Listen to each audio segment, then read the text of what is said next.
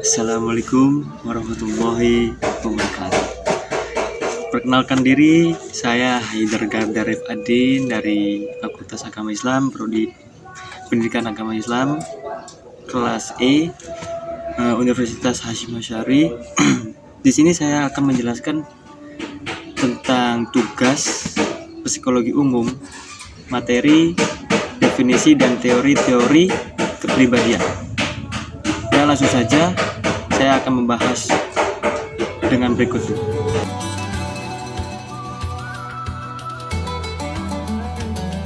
Ya, kita lanjut ke pembahasan asal kata kepribadian atau personality.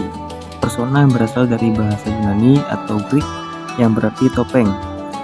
Personality atau kepribadian adalah public self atau tampilan diri, yaitu presentasi diri seseorang ke dunia luar. Lanjut ke definisi kepribadian.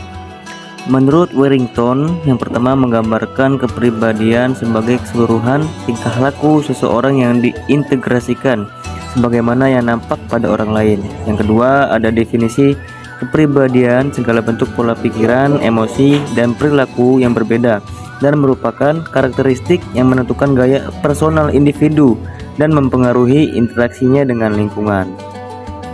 Ini ada kepribadian berkaitan dengan adanya perbedaan karakteristik yang paling dalam pada diri manusia, atau bisa disebut inner psychological karakteristik.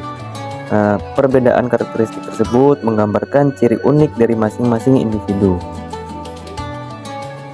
Dari perbedaan karakteristik tersebut digambarkan ada dua jenis manusia, yakni manusia unik dan kompleks. Ya, ini yang pertama, manusia unik. Terdapat perbedaan individual antar manusia dan dengan makhluk-makhluk yang lain.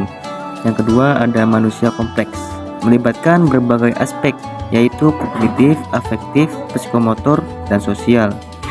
Bisa disebut saling berinteraksi dan bersifat dinamis. Faktor-faktor penentu kepribadian ada 3 jenis ya, keturunan, lingkungan, dan situasi. Faktor-faktor kepribadian yakni ada keturunan merujuk pada faktor genetis seorang individu, tinggi fisik, bentuk wajah, gender, temperamen, komposisi otot, dan refleks.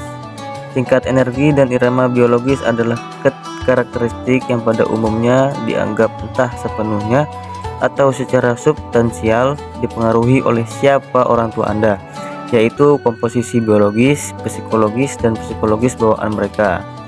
Faktor lain yang memiliki pengaruh cukup besar terhadap pembentukan karakter kita yakni lingkungan di mana kita tumbuh dan dibesarkan, norma dalam keluarga, teman-teman, dan kelompok sosial, dan pengaruh-pengaruh lain yang kita alami. Faktor-faktor lingkungan ini memiliki peran dalam membentuk kepribadian kita.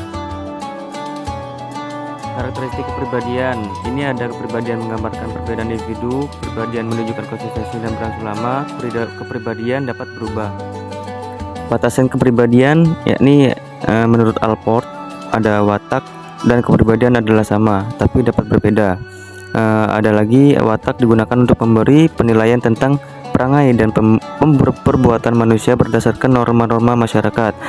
Terus kepribadian lebih cenderung memberikan gambaran apa adanya. Yang terakhir, kepribadian merupakan organisasi yang dinamis yang ada pada individu di mana terdapat beberapa sistem psikofisikal yang menentukan perilaku dan berpikir individu.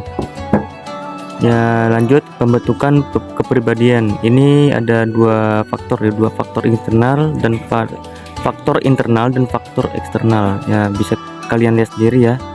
Ya, lanjut ke pembahasan tipe kepribadian. Ini ada 3 jenis, yakni yang pertama extrovert, yang kedua introvert, yang ketiga ambivert. Berikut ini 4 teori kepribadian yang utama dalam ilmu psikologi. Yang pertama ada teori kepribadian Freud, yang kedua teori kepribadian neo-Freud atau teori sosial psikologi, yang ketiga teori ciri atau trait theory, yang keempat teori konsep diri atau self concept. Ya, ini ada teori Freud. Teori Freud ini dikemukakan oleh Sigmund Freud dalam suatu teori psikoanalisis kepribadian atau psychoanalytic theory of personality yang kemudian dianggap sebagai landasan dari psikologi modern. Nah, psikologi dari teori Freud ini ada 3 jenis, atau 3 unsur. Yang pertama ada unsur ID, yang kedua ada unsur superego, yang ketiga ada unsur ego. Ini ada unsur-unsur yang dari teori kepribadian Freud. Ini yang pertama ada unsur ID. Unsur ID yakni salah satu aspek biologis dalam diri individu yang sudah ada sejak lahir dan bisa mendorong kemunculan untuk kebutuhan psikologis seperti rasa lapar, seksualitas, haus, kedinginan, dan sebagainya. Yang kedua ada superego. Unsur superego adalah salah satu aspek psikologis pada diri individu yang menunjukkan sifat manusia untuk taat dan patuh pada norma-norma etika, sosial, nilai-nilai masyarakat. Ini ada unsur yang terakhir ya, unsur ketiga dalam teori kepribadian. Ini ada ego. Ego adalah unsur yang bisa disadari dan dikontrol oleh individu itu sendiri. Unsur ego berfungsi sebagai penengah antar unsur ID dan superego dalam kepribadian seseorang. Yang kedua ada teori kepribadian Freud atau teori sosial psikologi. Teori kepribadian Freud ini adalah kombinasi dari kajian ilmu sosial dan psikologi. Berdasarkan teori ini, model kepribadian manusia terdiri atas 3 kategori seperti berikut, yakni ada komplain, ada agresif, dan detached. Yang ketiga ada teori ciri atau trait teori. Trait teori ini menjelaskan bahwa manusia diklasifikasi ke dalam karakteristik atau sifat dan ciri dirinya yang paling menonjol. Ciri atau trait adalah karakteristik seorang dalam kajian psikologi yang bersifat khusus. Ini ada yang terakhir dari teori konsep diri atau self-concept. Teori konsep diri menunjukkan bahwa manusia memiliki pandangan atau konsep atas dirinya masing-masing, yakni berupa penilaian terhadap dirinya sendiri. Itu saja yang bisa saya jelaskan pada pembahasan materi kali ini.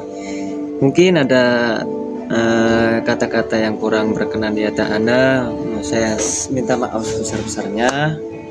Ada yang kurang paham dengan pembahasan saya dari awal hingga akhir, mungkin bisa tanya-tanya di kolom komentar. Saya juga cuman buat konten soalnya.